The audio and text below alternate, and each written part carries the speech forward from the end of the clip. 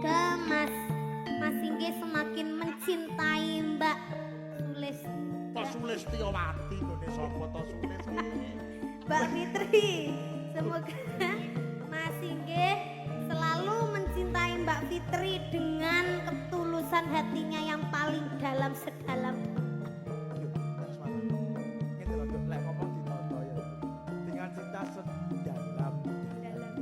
Ora kok sedalam. Kentekan suara diatur. Baleni nek ya, Pak.